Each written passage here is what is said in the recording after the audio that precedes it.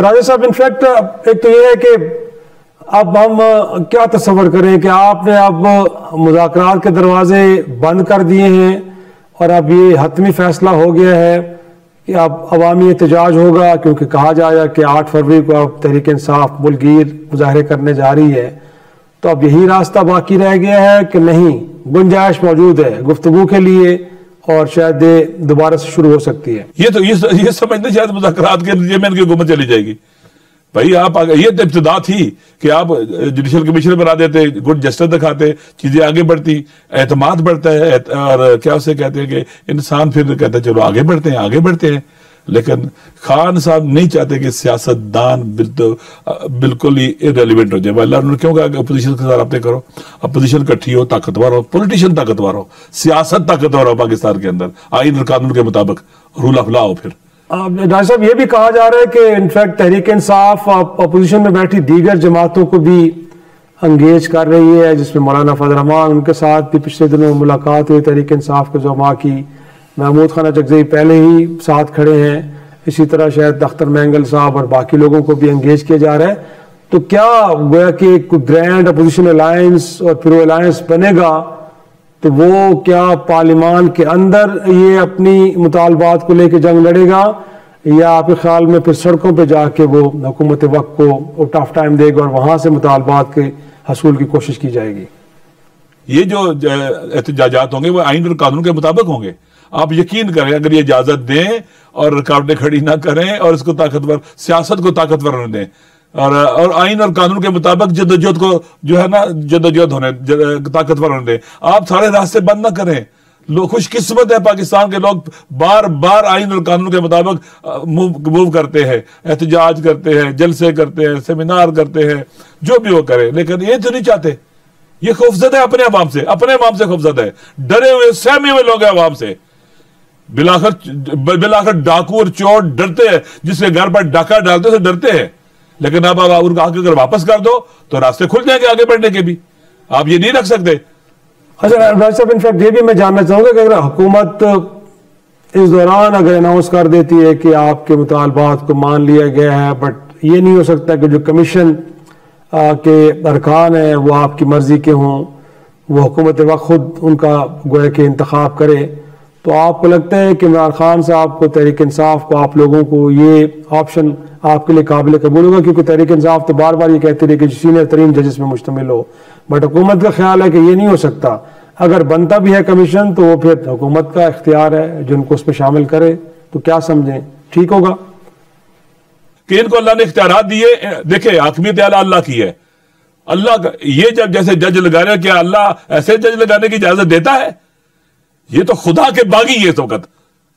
آپ میرٹ کا قتل کرتے، اللہ میرٹ کا قتل نہیں کرتا، اللہ عدل و انصاف کرتا ہے. آپ ایسے جج لگا رہے ہیں جو آپ کی مرضی کے فیصلے کرے، آپ جیسے چاہے وہ بولے، پھر آپ نے کورٹ رکھے کیوں ہوئے ہیں؟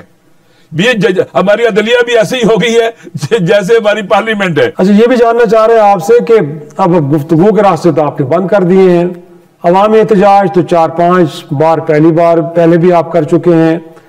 اب عمران خان صاحب کی رہائی کے حوالے سے ابھی بھی آپ پر امید ہے؟ کیونکہ ان کو 190 ملین پاؤنڈ کیس میں تو سزا ہو چکی ہے، ان کی اہلیہ کو بھی ہو چکی ہے، ابھی تک ہائی کورٹ میں چیزیں دوبارہ لگی نہیں ہیں. تو کیا کتنے پر امید ہیں کہ عمران خان صاحب رہا ہونے جا رہے ہیں اور ان کی رہائی کے لیے راہ ہموار ہو رہی ہے؟ میں پہلے کہہ رہا ہوں، عمران خان خود کہتے ہیں میری رہائی کی بات ہی نہ کریں، پاکستان کی بات کریں. اب یقین کریں شاہ صاحب میرے سامنے اس نے کہا، وہ کہتا ہے میں 5000 دن میں یہاں جیل میں، میری بات ہی نہ کریں، میں یہاں قید، میں یہ اللہ کی نعمت ہے میرے لیے. اس نے کہا میں یہاں قرآن پڑھتا ہوں، پہلے ترجمے سے ایک قرآن پڑھتا ہوں، کئی بار پڑھا، بھی کمپیریٹیولی پڑھ رہا ہوں، کتابیں پڑھتا ہوں، میں یہاں ٹھیک ہوں، آپ میری فکر ہی نہ کریں، پاکستان کی فکر کریں. یہ مسئلہ پتہ کیا ہوتا ہے؟ یہ سوچتے ہیں کہ ہم مذاکرات کر رہے ہیں عمران خان کی رہائی کے لیے. عمران خان کہہ رہے مذاکرات کرو پاکستان بچانے کے لیے، لیکن یہ سنجیدہ ہونے چاہیے، یہ پتہ لگے سنجیدہ ہے، یہ دکھائیں یہ سنجیدہ ہے. اچھا مسلم لیگ نون کی جانب سے تنقید آپ پہ یہ بھی کی جاتی ہے کہ آپ تو ملٹری اسٹیبلشمنٹ کے ساتھ، فوج کے ساتھ گفتگو کرنا چاہ رہے ہیں، اور کہا جا رہا تھا خواجہ آصف صاحب کی جانب سے کہ اس فورم کو تو آپ استعمال کرنا چاہ رہے تھے وہاں تک پہنچنے کے لیے.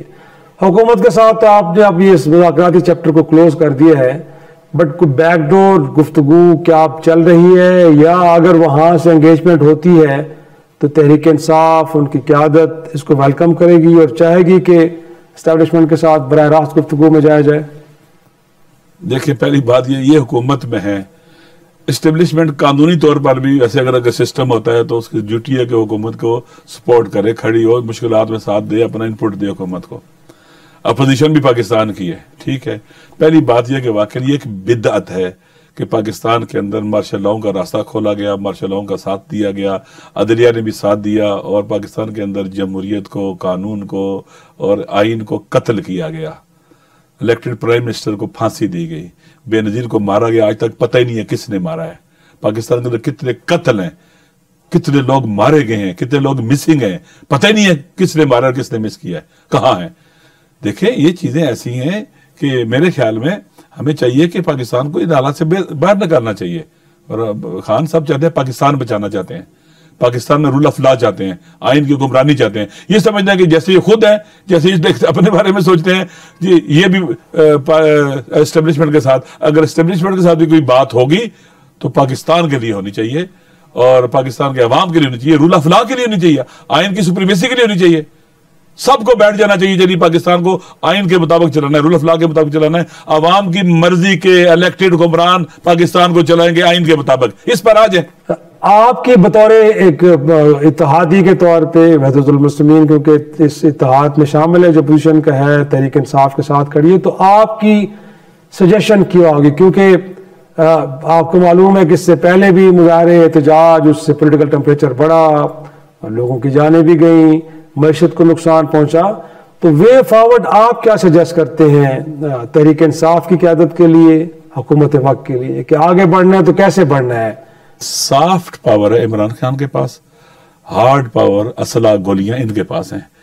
ہارڈ پاور سے اپنے وطن کی سافٹ پاور کو کوئی بندہ شکست نہیں دے سکتا، وہ ہار جاتا ہے، اور یہ سافٹ پاور نیشنل پاور بن جاتی ہے اور ملک کے بحرانوں کا بوجھ، مصیبتوں اور مشکلات کا، مہنگائی کا بوجھ اٹھا کر ملک کو آگے لے جاتی ہے۔ پھر میرے سامنے جب ہم بیٹھے ہوئے تھے، لاسٹ میٹنگ تھی ہماری خان صاحب کے ساتھ، اس میں انہوں نے کہا تھا کہ میں کیا اسے کہتے، یہ جو سیاست لوگ کر رہے ہیں نہیں کرتا، پاور پالیٹکس نہیں کرتا، میں پہلے کہہ چکا ہوں۔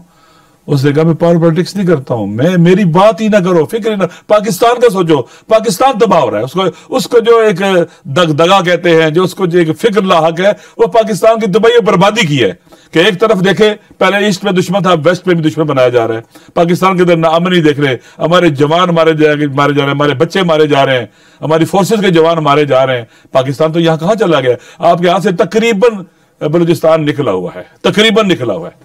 کے پی کے حالات آپ کے سامنے نامنی کے دیکھیں، پاکستان سب کا ہے، سب کی ڈیوٹی ہے اس کو بچائیں، اور جو پاکستان بچانا چاہتے ہیں اس کے ساتھ کھڑے۔ میں یہ کہتا ہوں سیاست دانوں کا رول بہت اہم ہے، سیاست دانوں کو آگے بڑھنا چاہیے، اپنے پر سیلف کانفیڈنس رکھنا چاہیے، اپنے پر انہیں خود اعتمادی پیدا ہونی چاہیے، اور ہمت کریں پاکستان کو آگے نکالیں۔ خان صاحب کا ساتھ دیں، عمران خان کا ساتھ دیں، پاکستان کو اس مصیبتوں سے، مشکلات سے اور بحرانوں کی دلدل سے نکالنے کے لیے۔